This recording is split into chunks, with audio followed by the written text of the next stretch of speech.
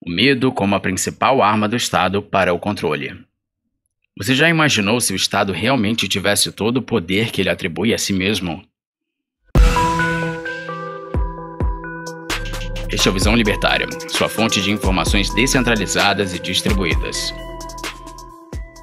É visível que, nos dias atuais, o medo se tornou a principal ferramenta de controle do Estado e de seus aliados, a mídia tradicional e as grandes corporações.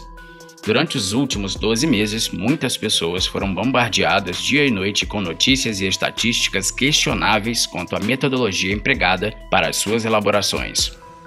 Tal fato nos leva a crer que essa movimentação foi proposital, com a intenção de atingir um objetivo bem definido: apresentar o pior cenário possível, a fim de causar pânico. Alguns podem se questionar por que é necessário tamanho esforço para impor uma narrativa tão terrível para a população. O Estado já possui o monopólio da força, mecanismos de vigilância e delação premiada para garantir o que bem entender. A resposta para essas indagações nos convida a uma viagem no tempo, para entendermos que, ao longo da história, o poder militar por si só não foi capaz de garantir o controle, pois era também necessário um medo constante como aliado.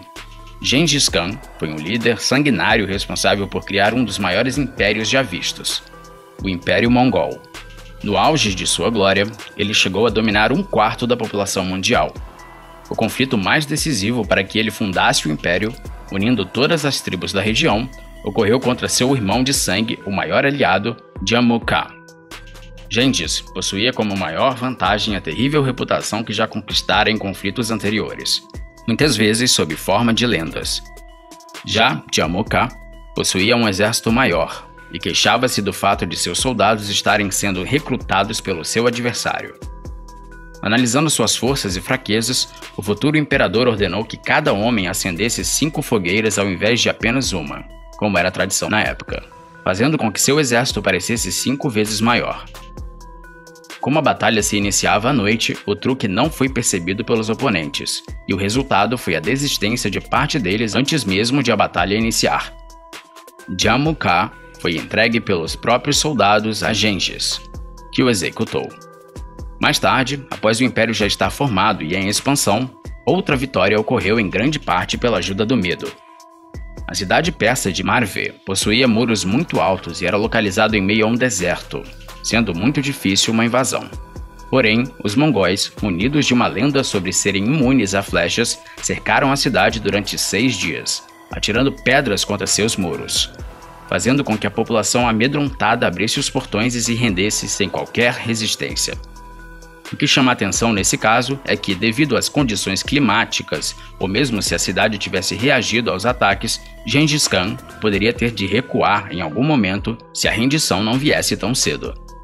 Você pode até estar pensando, a essa altura, que tal estratégia se limitava aos tempos antigos, quando o Estado não tinha a tecnologia e os monopólios como tem na era moderna. Contudo, ela permanece e é usada desde banalidades até coisas mais sérias. Aqui mesmo no Visão Libertária, nas plataformas Library e BitChute, há um vídeo sobre a licença de TV britânica, um imposto que deve ser pago por cada cidadão britânico que possuir uma televisão em casa para a BBC. Para cobrar esse imposto, o governo, a partir da década de 50, passou a divulgar que carros com antenas giratórias enormes eram capazes de identificar quais casas possuíam ou não televisão, mesmo em apartamentos muito próximos. Alguns chegaram a acreditar, mas uma mentira assim tão grande não durou tanto tempo. Em países mais autoritários, como a Coreia do Norte, as mentiras vão mais longe. O governo norte-coreano afirmava que o ditador Kim Il-sung seria um supergeneral capaz de reduzir distâncias, teleporte, construir granadas a partir de pinhas e transformar areia em arroz.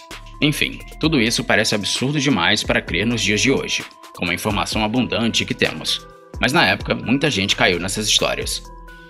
Contudo, é importante reconhecer que boa parte dos mecanismos que o Estado alega ter para fiscalizar e punir a população são sim verdadeiros, mas nem sempre possuem a capacidade que aparentam.